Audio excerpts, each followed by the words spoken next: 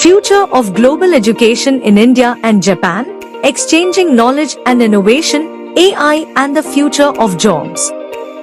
Bangalore, 11th December 2025, 0.p. Jindal Global University, JGU, hosted the senior delegation from the University of Tokyo at the India-Japan Higher Education Conclave 2025 in Bangalore today on the theme, Future of Global Education in India and Japan, Exchanging Knowledge and Innovation, AI. Higher education in Japan for almost 150 years.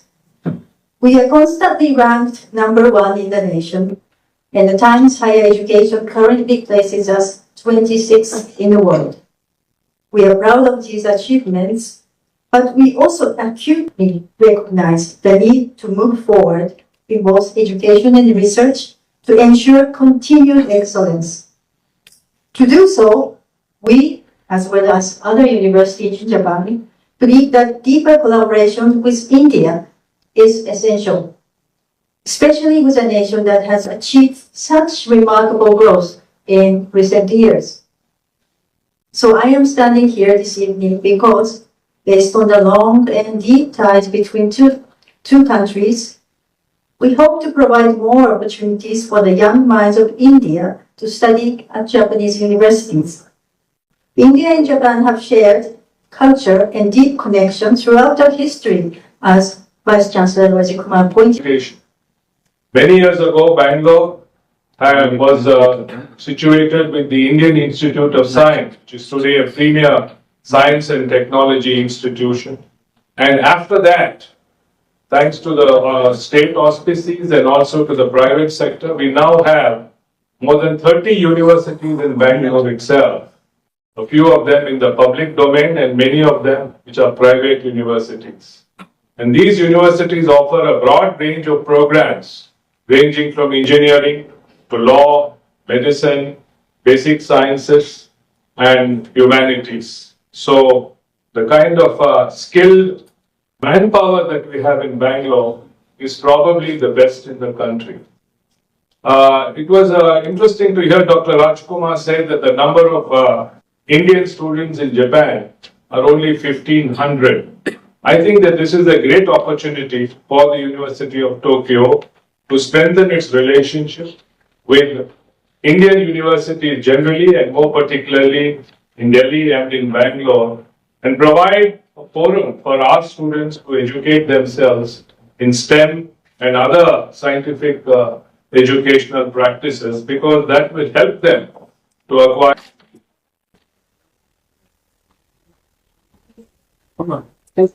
Excellent. Partnership of India and Japan will be beneficial for our country, for our youth in recent future. All right, we are here in Bengaluru as a part of an effort to host the India-Japan Higher Education Conclave. We are here with the University of Tokyo leadership team, led by their Executive Vice President, Professor Hayashi, as well as Dr. Shioma.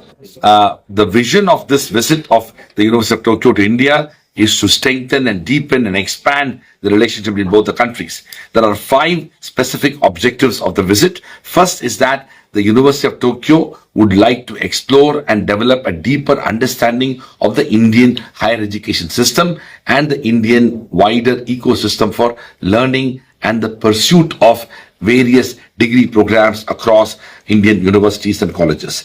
The second objective of the visit is to understand the Indian regulatory architecture as to how higher education is governed, what kind of rules and regulations exist, what are the various organizations that are involved in regulating higher education. The third objective is to, of course, establish a substantive collaboration with an Indian university.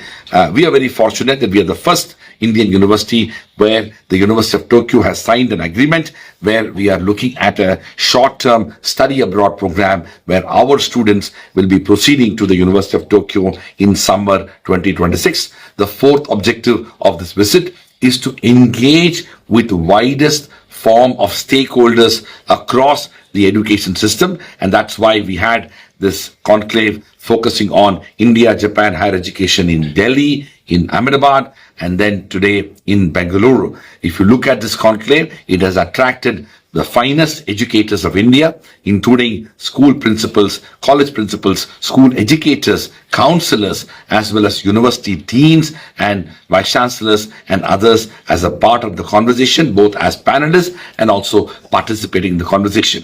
The last objective is to explore the possibilities of industry and academia interface, which also has a direct bearing on how the knowledge systems developed in universities can actually be beneficial to society.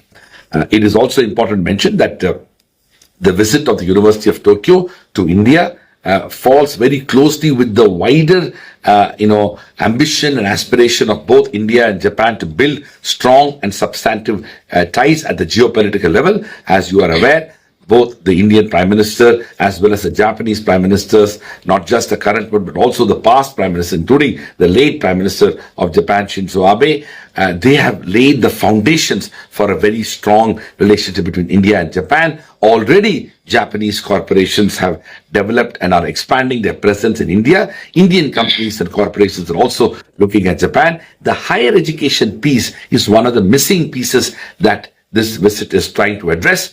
The reality is, despite all these developments, there are only 1,500 Indian students studying in Japan. Even if you look at other countries, such as, say, China, there are more than 1,25,000 Chinese students are studying in Japan. A relatively small country like Nepal, there are more than 60,000 students from Nepal who are studying in Japan. But when it comes to India, there are barely 1,500 students studying in Japan. We need to correct it, and we need to create a new imagination for Japan and Japanese higher education system within the Indian context. This visit and the visit to various other cities in India, including to the city of Bangalore, is part of that effort to build that link, build that partnership, build that collaboration, so that we are able to create a strong presence in both the countries.